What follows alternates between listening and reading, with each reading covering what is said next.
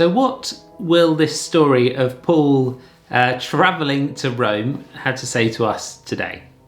Well, the context is that Paul has wanted, it seems, to go to Rome so that he will be presented to the emperor. That's where he'll be tried.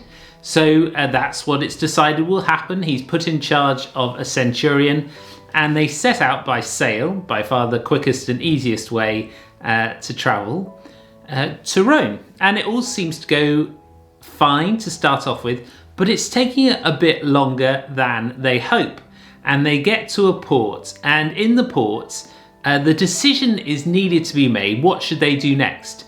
The weather has got worse, so it's the kind of year, kind of time of year that you shouldn't really wisely be travelling by sea. And it seems like there's a disagreement. Paul is saying, and he's got experience, that this is a dangerous time to travel. He's been shipwrecked, he's travelled a lot, he has heard from God, and he says don't do it. But the centurion and the boat owner, they decide that actually they should set sail, and the wind comes from the right direction and they head out. It's as though they have, in the midst of a difficult situation, there wasn't actually an easy answer what to do. They couldn't stay where they were for too long, but there wasn't somewhere easy to get to. They come up with this plan in the midst of difficulty, as we can all be tempted to do. Come up with a plan that seems like it might make everything okay. And what happens? Not long from the harbour, the storm comes and they're in a horrific position. Now, I've been at sea in the middle of a storm on a sailing boat, and I know it is a terrifying feeling because, and this happened to us, because your plans go out the window because you do not have control. So much of the time we like to think that we've got control over things. We can plan and manage our lives, even in difficulties. And storm at sea shows you can't. All we were able to do was try and head as quickly as possible for the safest harbour. And that's really all that they're trying to do. They're trying to come up with a way of surviving. And the situation in Paul's ship just gets more and more desperate. First, they throw the cargo overboard. Well, that would have been pretty disastrous because the ship's owner, that would have been how they would have made money from their journey. And then, the next day, they throw all the extra equipment they have on the ship overboard in a desperate hope to survive. But things just keep getting worse.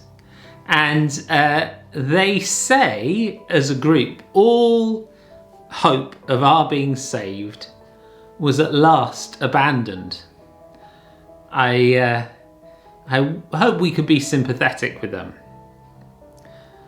But Paul, it seems, is listening to something different to everyone else. He has a different perspective in the midst of the disaster. I think it's his experience and his hearing from God. And I hope we can be in the same place in the midst of storms. He stands up and tells them, in effect, I told you this would happen. And now to keep your courage. Isn't that a word for us today from God? Keep your courage. Paul had heard from God, from an angel, that he would be safe after being shipwrecked. And that seems to be all that Paul is concerned about. He will be safe, but there will be a shipwreck to come. And because he knows that's what's going to happen, that's how he prepares himself, and he tries to prepare others. Because God has shown him how things are, he's able to be calm and see things differently. He knows ultimately they'll be safe after this disaster to come. I think maybe we can always say that as Christians. Whatever we may face now, whatever we may know that we're going to face tomorrow, ultimately we will be safe then let me focus on that one night that Paul speaks. The sailors can see that they're getting close to shore, and they don't know if that's going to be a worse situation. They seem to fear that disaster is very nearly upon them, because if you are just sailing or trying to escape the storm and you just hit up against the shore, however it may be, it's going to be disaster, and that's their fear. So they put all the anchors they can overboard to hang on for dear life, to just survive in the middle of the storm. We can do that. How do I need to just survive tonight? But some of the men decide that all is doomed, and they get the small boat on the ship. They put it overboard, pretend they're going to try and help out and try and escape. And it would have been utterly disastrous in the middle of a storm. They had no chance. And anyway, their boat is cut loose and they don't have the chance to do that. But again, isn't that what we can be tempted to do? Everything's disastrous. Things are out of our control. We desperately look for something that we know won't really help, but we try and do it anyway. I wonder, have we done that? And then Paul does something that is practically unwise. He tells the people on the ship to have a good meal, and then they throw the rest of their food overboard. They must have been saving their food, hoarding it just in case. But Paul says, eat and trust that it will be okay. And in the morning, things begin to look better. There's a beach that they can sail the boat onto, and then hopefully they'll be able to walk out safe onto dry land. But it doesn't happen. As Paul had known, they hit some rocks and the ship begins to fall apart. And the soldiers who are in charge of the prisoners want to kill them because they're going to get in serious trouble if their prisoners escape.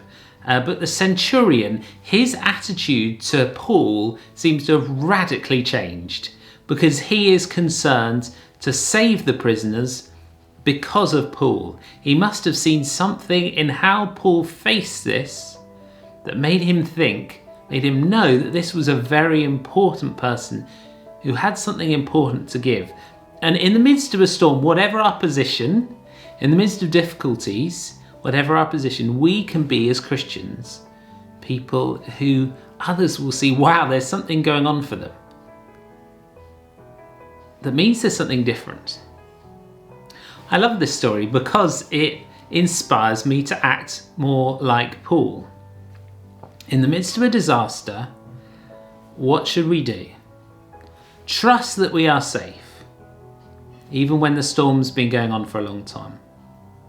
No one has a clue what to do, and the end is not near. And you fear there is still bad times to come. And that's for us in this pandemic. That's for us in other times in life, also when we've been struggling with a health or a mental health condition for a long time.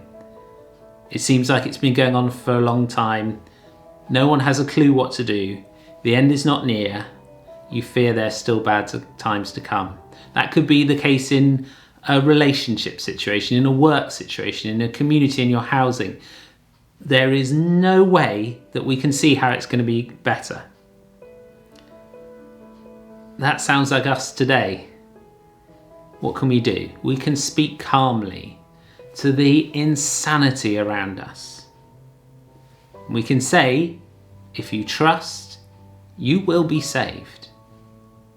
In the disaster, if you trust, you will be saved.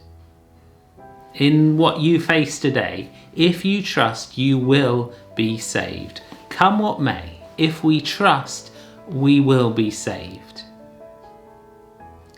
And remember when Paul acted. When did he stand up and speak? When did he, really confront the craziness around him? What point was it in this journey that his what he has to say is most important? It was in the darkness of the night before they were saved. I've had a feeling for the last few weeks, and it may have come from God, that as Christians, the time to have the most faith, the most courage, the most hope is when things seem to be the darkest. And that seems to be us today. The time to have the most faith, the most courage, the most hope is when things seem to be the darkest. Over the last 20 years, I've been involved with maybe a dozen times of when we've had 24 hours of prayer, a non-stop prayer, normally in a church building, sometimes a whole week of non-stop prayer. And it's always hardest to get people to sign up for the kind of middle of the night slots. Not midnight, that's not so bad, but the kind of 3, 4, 5 o'clock in the morning, especially in the winter when it's really, really dark and miserable at that time of day. And you know, if you sign up for those, that you're going to get to church and it will be dark. And then when you come out, it will probably still be dark.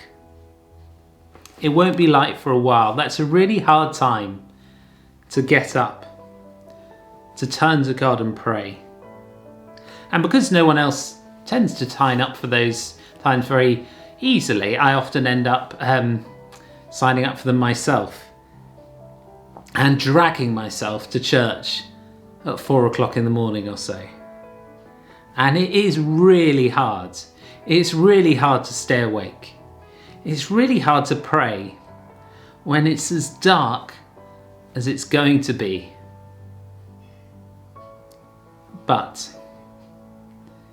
I also love those times because I've known that if I hang around, then the dawn comes, and that's the best moment. Now I tell you why. Because you've sat through the darkness, not given up hope, and now the sun has risen. The light is here. You have to sit through the darkness. You have to confront the darkness you face to see the beauty of the new dawn. You won't notice the brightness of the morning if you weren't awake, if you weren't praying in the darkness. Whatever we face this year, in many years, we will all face times of darkness. Sometimes when darkness is all around us, when it feels desperately dark in our family or our community or a church or our country or our world. We're meant to be like Paul, I think.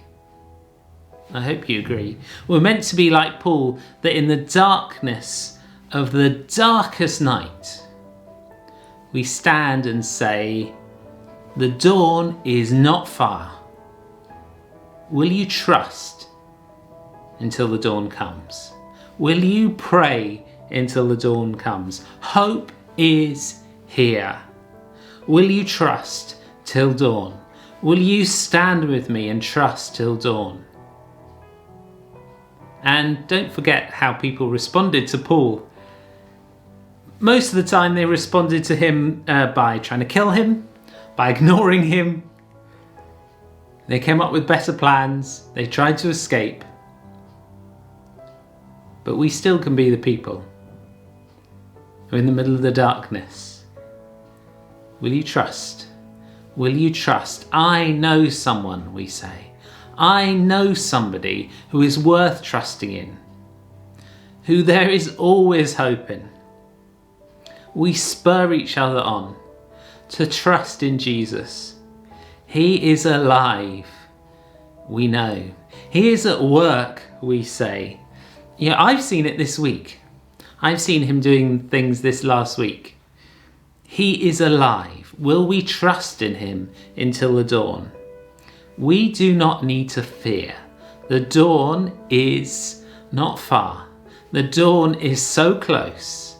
The dawn is near. We need to trust and pick people like Paul who stand up and say, I have hope, even though there is no way that you can see there is hope. I have hope. Whether or not that's for you in the face of this pandemic or whatever it is you face, I have hope. Amen.